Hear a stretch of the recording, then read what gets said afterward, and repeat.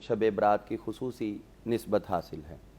ہم یہ دیکھتے ہیں کہ نبی کریم صلی اللہ علیہ وسلم نے اس رات کو خصوصی عبادات کا اہتمام فرمایا، اور یہ حسن اتفاق کہہ لیں یا قدرت کا حسن انتظام کہہ لیں کہ اکثر ترین جب بھی شب برات آئی ہے تو حضور صلی اللہ تعالیٰ علیہ وآلہ وسلم حضرت ام المومنین عائشہ صدیقہ کے ہاں ہی جلوہ گر ہوا کرتے تھے۔ واہ سبحان اللہ۔ اسی لیے 14 سے زائد روایات حضرت ام المومنین عائشہ صدیقہ رضی اللہ عنہا نے شب برات کی فضیلت میں بیان فرمائی، سبحان اللہ۔ اور ان میں بھی جو کثرت سے ہے وہ آپ کے پاس جو حضور نے وقت گزارا ہے اس کے حوالے سے آپ نے احوال ذکر فرمائے۔ مثلا ایک روایت کے اندر یہ ذکر آپ نے فرمایا کہ حضور صلی اللہ تعالیٰ علیہ وآلہ وسلم کمرے کے اندر ہی سجدے میں تھے، تو اتنا طویل سجدہ کیا کہ مجھے محسوس ہوا کہ شاید آپ کے رحلت کا ہو گیا۔ روح پاک پرواز کر دی۔ اب ایک یہ ہے کہ میں پھر ایک مرتبہ موقع آیا کہ آپ گئیں تو حضور صلی اللہ تعالیٰ علیہ وآلہ وسلم مسجد کے اندر سجدے میں مصروف تھے۔ ٹھیک۔ پھر ایک روایت یہ ہے کہ میں حضور صلی اللہ تعالیٰ علیہ وسلم کی تلاش میں نکلی کہ دشمنی کا خطرہ شدید ہے، کوئی مسئلہ نہ ہو گیا ہو، تو جنت البقیع میں میں نے آپ کو اللہ کے حضور دعائیں کرتے ہوئے دیکھا۔ ایک روایت کے اندر یہ ہے کہ حضور صلی اللہ علیہ وسلم تشریف لائے اور آپ نے آ کر رات کو غسل فرمایا اور اس کے بعد آپ نے پھر عبادت شروع کی۔ علامہ یہ چونکہ حیات پاک کے مختلف برس ہوں گے نا؟ جی میں یہی عرض کر رہا ہوں، اسی لیے عرض کر رہا ہوں کہ اس کا یہ مطلب ہے کہ شب برات اکثر آپ نے حضرت سیدہ عائشہ صدیقہ کے ہاں ہی بسر کی، اسی لیے یہ مختلف روایات آپ عطا کریں۔ ٹھیک ہے۔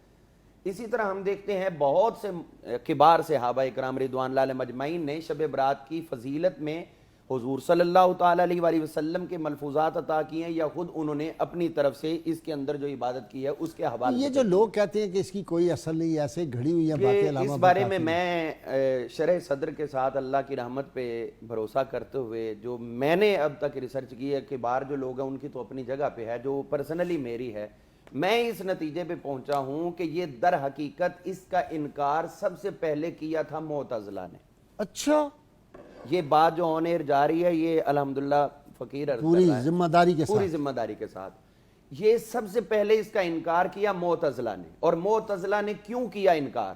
اس کی وجہ یہ تھی کہ اس کے اندر وہ روایت آتی تھی جس میں یہ روایات حضرت مولا علی پاک نے بھی بیان کی، حضرت سیدہ عائشہ صدیقہ نے بھی بیان کی، حضرت ابو ہریرہ نے اور دیگر محدث صحابہ کرام نے بیان کی، وہ اس کا انکار کرنا چاہتے تھے۔ کیوں؟ اس لیے کہ ان روایات میں یہ آتا ہے کہ اللہ کریم شب برات میں کما یلیق بشانہ ہی وہ آسمان دنیا پر اجلال فرماتا ہے، ٹھیک، اس کا انزال ہوتا ہے۔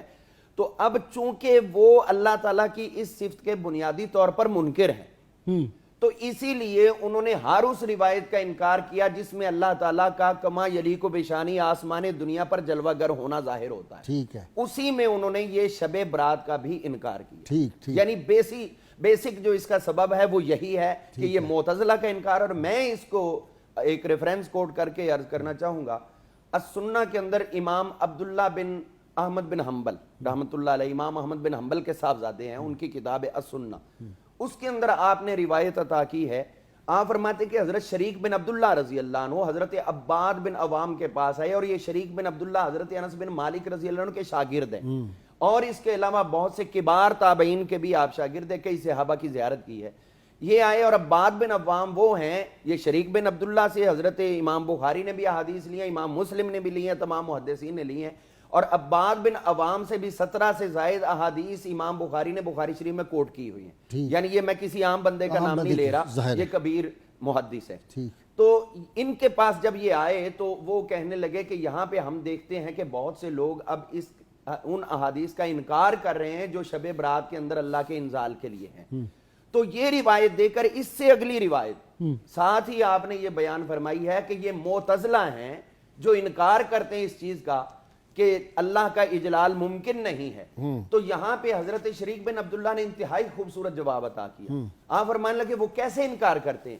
ہم نے جن صحابہ سے اور جن تابعین سے دین سیکھا، اور یہ جملے ان کے قابل غور ہیں، وہ فرماتے جن سے ہم نے نماز پڑھنا سیکھا۔ اب ان کے دور میں تو کوئی بخاری مسلم کا تصور نہیں تھا نا۔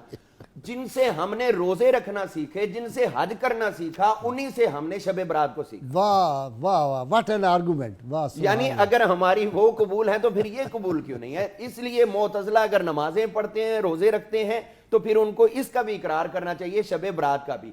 تو یہ بہت خوبصورت جواب آپ نے عطا کیا اور یہ امام احمد بن حنبل رحمۃ اللہ علیہ کے صاحبزادے نے بیان صاحبزادے نے فرمایا۔ بیان کیا۔ اسی طرح ہم دیکھتے ہیں حضرت ام المؤمنین عائشہ صدیقہ رضی اللہ عنہ، حضرت مولا علی پاک رضی اللہ عنہ، حضرت سیدنا ابوبکر صدیق رضی اللہ عنہ، حضرت ابو ہریرہ رضی اللہ عنہ، معاذ بن جبل رضی اللہ عنہ سمیت 20 کے قریب صحابہ کرام ایسے ہیں جنہوں نے شب برات کی فضیلت میں بہت سی احادیث بیان فرمائی۔